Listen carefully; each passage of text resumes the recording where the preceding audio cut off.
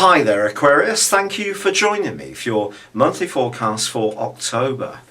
And welcome to this month, a month which begins with the Sun and Mercury combined in your sister air sign of Libra, which is the part of your scope that's to do with exploration, independence, travel.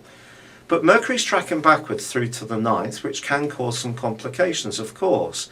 But he is forging a great link with your co-ruler Saturn in the first 2 weeks. If you really do your research, you can't limit completely the potential for mishaps, because Mercury is random and works outside our individual control. But you can minimize the things that can go wrong by making sure that you're doing what you can influence as precisely as possible. But I think the bigger problem with Mercury's retrograde is not Mercury at all, because I do feel that you may find yourself traveling in a very positive way. It's also possible that the contract can develop in a positive way. The glitches can come more from the fact that Mars is in the most intensely desirous part of your scope possible. It's going to be there all month, and it can rake up within you passions that perhaps are not particularly conscious. For someone like you can be a bit detached about emotions, for example. You may be quite amazed at times at just how much you find yourself thinking about things, wanting something, being drawn to someone. It really can be a month of compulsions, impulses, sudden moves. However, it's the opposition between Mars and Neptune that's so fascinating.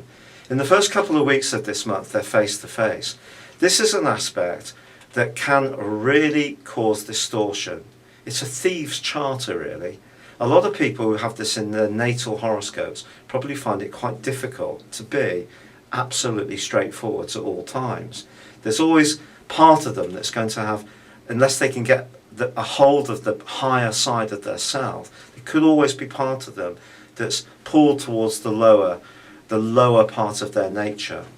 But for you, who's usually quite aware of following a more principled approach, this can come down to a financial decision. Something might attract you hugely. Do you go for it or not? Keep your feet on the ground, check out the facts, don't get caught too much in the dream, stay realistic, it will keep you safe, particularly about a shared business venture.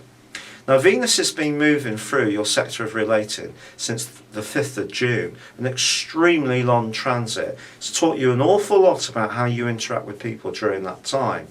But now on the 9th of this month, as Mercury goes forwards, Venus makes its way into the sign of Virgo. This can be wonderful because it can deepen your appreciation of the people who really matter to you, who really count at a very, very, very deep level. Now, often you're not very flighty around friends. You can be incredibly loyal and steadfast to the people you care for. But this particular influence suggests that things could be hotting up as far as your romantic situation is concerned, and you could be finding that you can be much more amorous than you thought you could be. So someone could be coming into your world, or may have done recently, who's going to become a much more long-lasting member of it. Also, there can be some financial breakthrough or fortune. But Jupiter also briefly goes face to face with Neptune as well. Keep your wits about you around anything you desire, particularly cash. Just keep repeating that mantra all month. However, from the 10th for 2 weeks, your other co-ruler of Uranus goes face to face with the Sun. And this can electrify that part of your nature that could be so forward-thinking and alive to unusual and unique possibilities and people. Some unusual attractions can occur, but also you can find yourself breaking away from any situation where someone tries to control you too much. So there's a lot of contrasts between light and dark. There's a lot of different textures running around this month. They're not all going in the same direction. Venus then gets more penetrated into Virgo, and by the 3rd week is in an opposition with Neptune herself. This could lead to a very sexual encounter. But if you're looking for a long-term relationship and the person you get up close and personal isn't, you could end up hurt, or vice versa. It's about getting the terms of reference clear. But incredibly, Venus does combine with Jupiter in week 4, and it could lead to a huge stroke of financial fortune. Also, Mars is combining with Jupiter from the 10th through to the 28th.